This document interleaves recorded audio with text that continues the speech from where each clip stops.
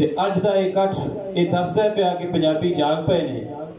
वो वक्त आएगा कि हर पंजाबी आके स्टेज के उत्ते गल करेगा। अज के उचेचे परौने साडे जनाब बाबा जी सरदार उन्होंने मैं दावत देंगा वो आउण ते साडे नाल पंजाबी के उत्ते गलबात करन। अज हर पंजाबी ये हक रखता है कि खुल डुल के पंजाबी के उत्ते गल करे। ते मैं ये कहना चाहना कि जिन्ने भी दोस्त इस प्रोग्राम दे विच शरीक होए ने उन्होंने सारिਆਂ ਨੂੰ इजाजत है कि वो अपनी कोई तजवीज़ देना चाहन, अपना कोई मशवरा देना चाहन, वो लिख के स्टेज पे पहुँचा दें ताकि वो गौरव खौर किया जाए तो पंजाबी के बारे बेहतर तरीके नाल काम किया जाए। जनाब बाबा जी सरदार स्टेज उत्ते तशरीफ लियाउंदे ने ते पंजाबी के बारे गलबात करनगे।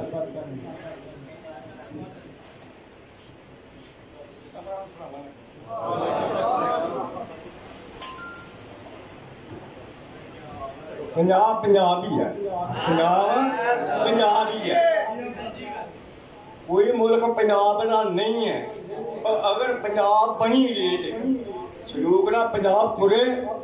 कोई मुल्क अगे नहीं आ सकता। पंजाब पता क्या आता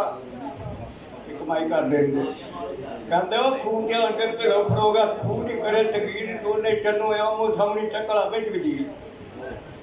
पर बड़ी बेचारी की करे जिना सीने लगा तीर टग्या कर हाल बिनाले ते शेरा कर दे जीर काटी टक्टा होती जिते ब्याह दा जान वजीर बूरियां कुड़ियां हो मिल गई जिवें धरन मिल गए वीर लठ बनाने हो लगे जिवें सैयां दी तो हीर मां तेरियां इकबाल जी जिहियां धूलियां दी नहीं लील वधिया पाछे पानी आऊं पेगा जिवें हद समानो किरण तीर ऊज पानी आऊं पेगा जिवें बामण खांदा खीर आडे पानी आऊं जावे जिवें सप ने तकलीर आडे पानी आऊं जावे जिवें सप ने तकलीर चारे पानी आऊं फिर गया जिवें घर घर फिरदा फकीर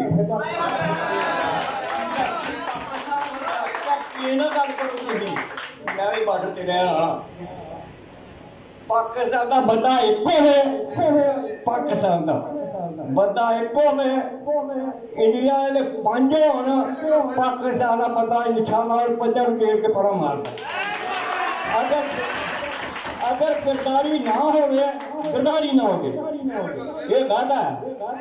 पाकिस्तानी जेडे ने नहीं मोड़ते जेडे इंडिया वाले बंदे ने इंडिया के बगैर शराब जो लड़ नहीं सकते ये सानू पता बगैर नशे तो नहीं लड़